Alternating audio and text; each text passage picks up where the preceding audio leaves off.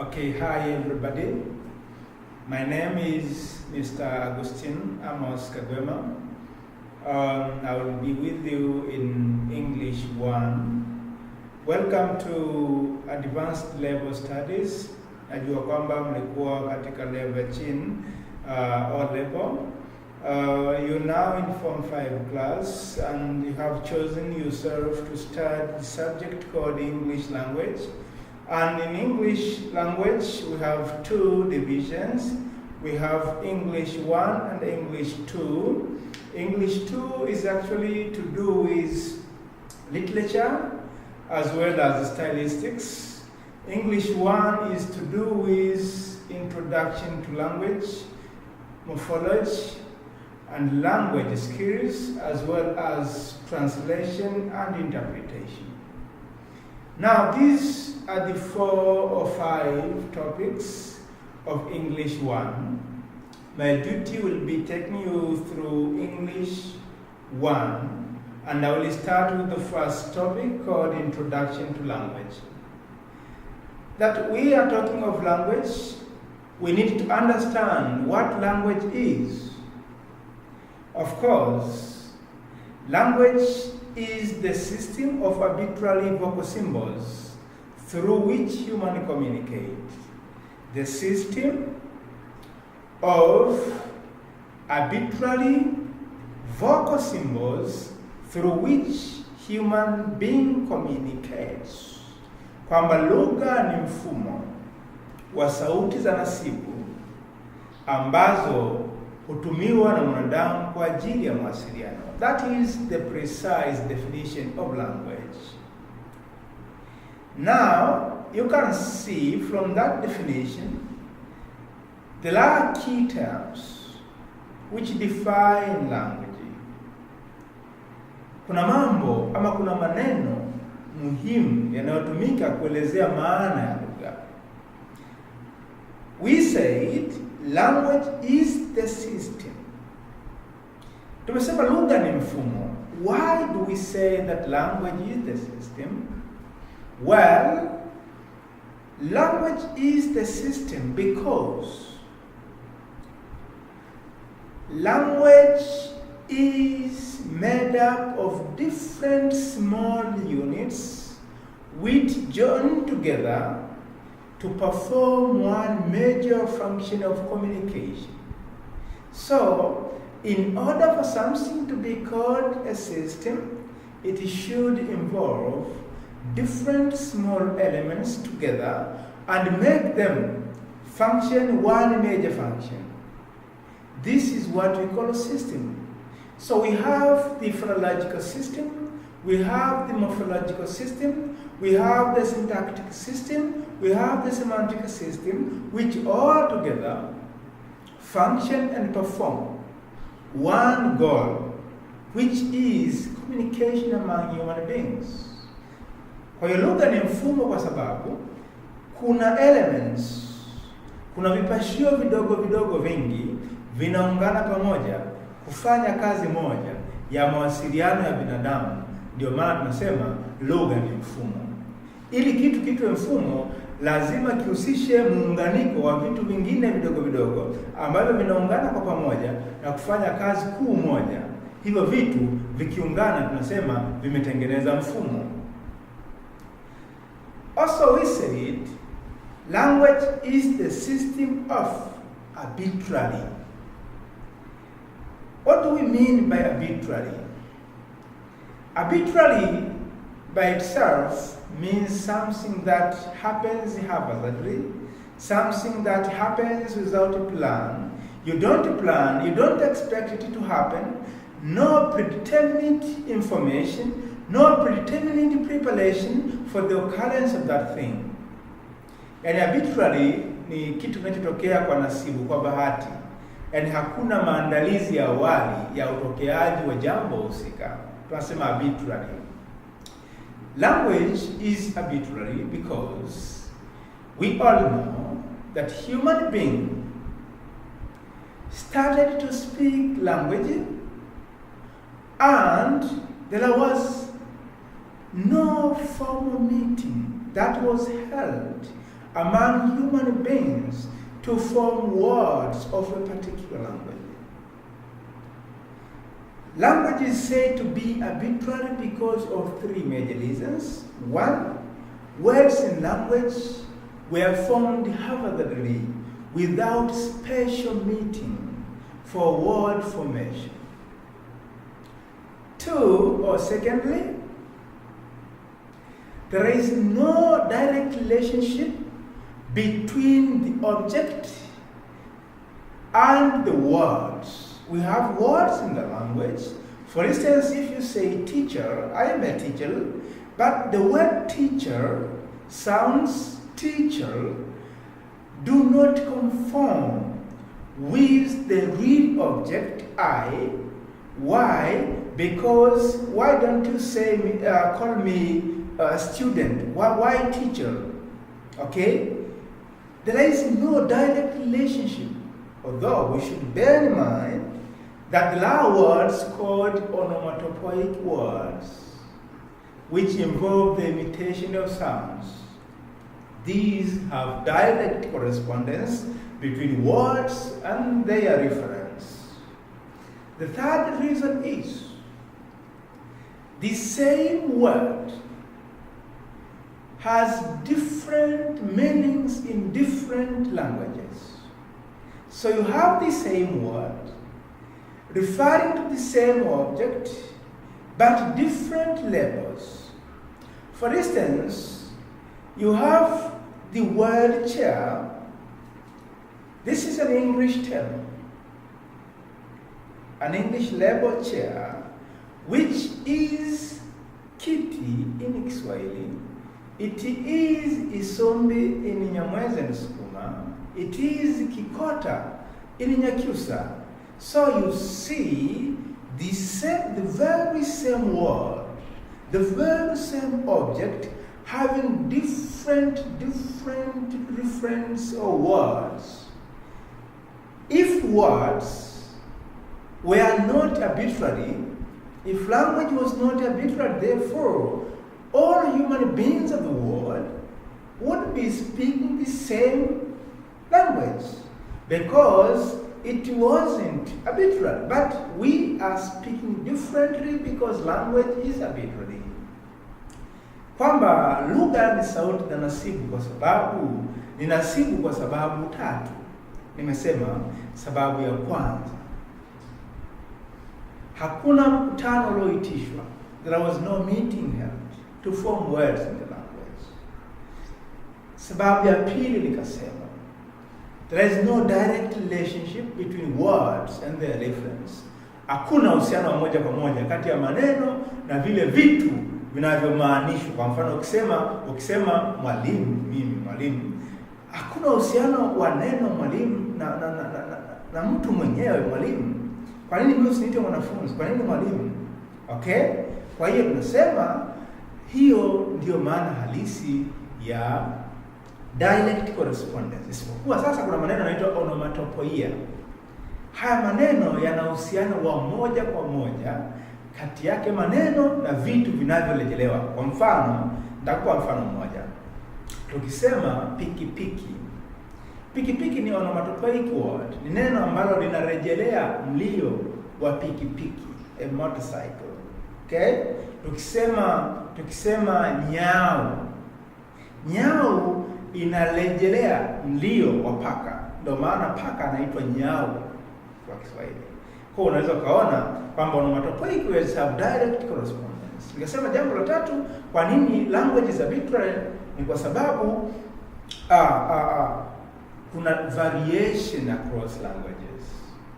The same object is referred differently in different languages. Kitu kimoja kina maana tofauti kwa lugha tofauti. Nikatoa mfano, ukichukua kiti ni Kiswahili, kwa Kiingereza wanasema chair, Wanyamwezi wanasema isumbi pamoja na Wasukuma, lakini Wanyakyusa wanasema kikota. Kwa unaona kabisa ni wazi kwamba lugha ni nasibu. Again, we say language is a system of arbitrary vocal. Vocal means sound. Sound in Swahili means sauti. sounds, why do we say language is vocal? Language is vocal because language is primarily speech. Human being was born to speak, not to write. So, for a particular system of communication to be called the human language, it should involve sounds. So, we are saying human language is vocal because it has sounds. Okay? Lugha ya mwanadamu ina sauti. Ndio maana nasema ni mfumo wa sauti na nasibu. Okay? It's vocal because it has sounds. Again, it is the system of arbitrarily vocal symbols. Why do we say language is symbolic? Symbols. Symbols are things which stand for other things. Vitu vinavyosimama kuwakilisha vitu vingine vinaitwa alama. Symbols. Lugha ya mwanadamu ni symbolic. Why? Because words are symbols. Maneno ni alama. Why do we say words are symbols? Because words represent real world objects. Maneno yanawakilisha vitu halisi katika ulimwengu wetu. Ukisema mvulana unamaanisha object, mwanadamu wa jinsia ya kiume mwenye umri wa kati. So the word mvulana represents that object. Ukisema darasa, darasa is the word which represents the building, the room where students go for studies. Ukisema computer, it's a word that represents the electronic object. Kwa kompyuta ni neno linalowakilisha kitu halisi ambacho ni cha elektroniki. So that is what we call symbol. Again, we are saying it is the system of arbitrary vocal symbols used for human communication. Human, you see the word human.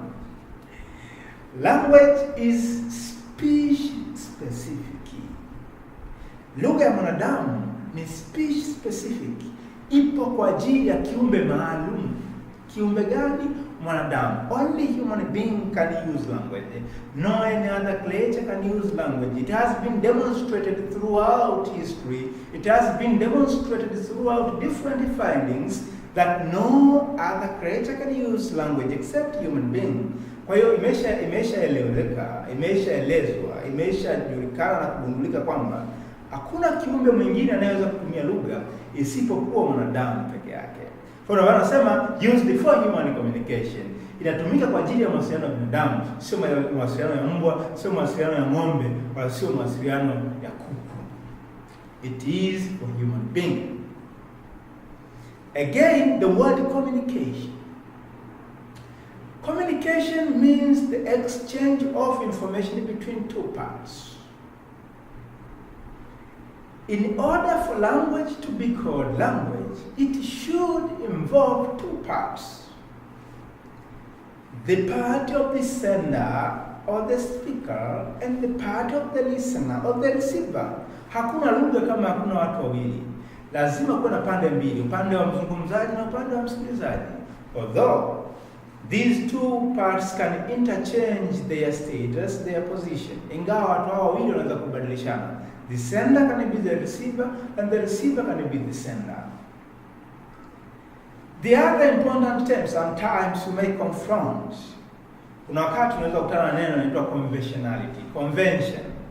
Wengine wanasema language is the system of arbitrary vocal symbols conventionally used for human communication. Kwa hiyo wengine wanaongeza neno conventionally. Convention means agreed upon. Agreement is not that formal agreement, it is natural agreement. Makubaliano ya asili. Kwamba of course hamna kikao kilichoitishwa kusema kwamba hiki ni kiti, tutakiita kiti, hii ni meza, huyu ni mwanamume, huu ni uwanja. There was no such a meeting. But these societies conventionally agreed upon, naturally agreed, that we shall call this table. So as they were interacting in their daily communication, they found themselves agreeing that this will be the table, this will be the chair, this will be the blackboard, this will be the building, this will be the husband, this will be the son. Kwa hiyo walipokuwa wanaishi wanadamu, wakakubaliana kiasili, naturally, kwamba hii itakuwa kitu fulani, hii itakuwa kitu fulani, hii itakuwa kitu fulani. This is the definition of human language. It's my pleasure, my hope that everyone has understood this a new term, language. Naamini kila mtu ameelewa. And if you have any doubt, please pause your doubt and I will assist you. Okay? Thank you. It's my hope that you have done it. Now, we are moving further. Okay? After having known that what language is, I want to give you an introductory concept on the study of language. Write down linguistics. The term, write the word linguistics. Linguistics.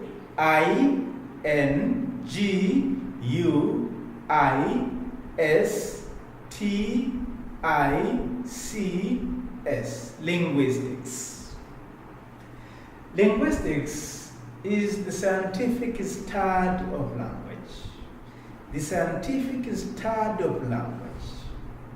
So, if you want to study language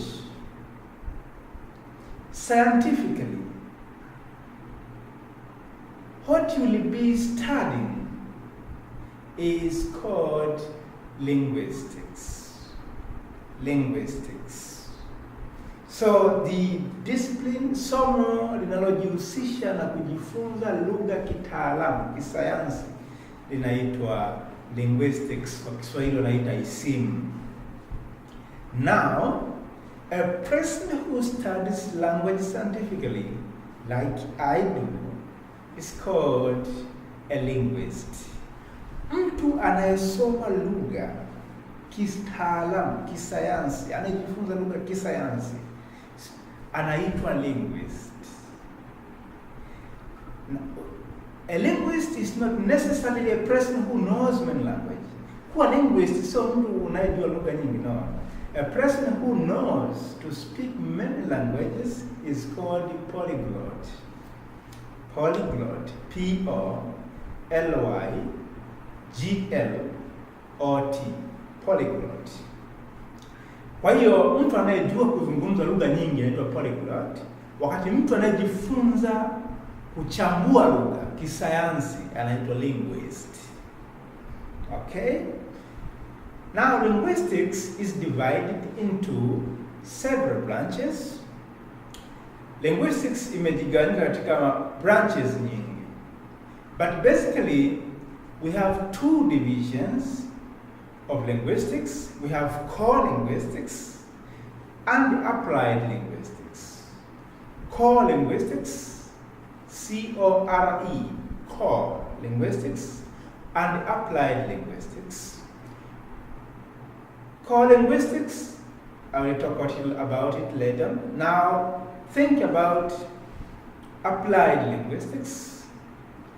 Applied linguistics is the study of language in the actual use.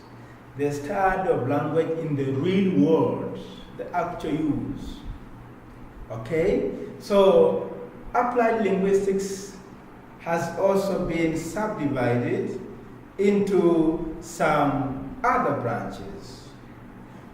For today, let me stop here and we shall proceed. I hope you enjoy, because these first days I will be taking through very slowly until you get more and more to know that Linguistics or English is as simple as it was.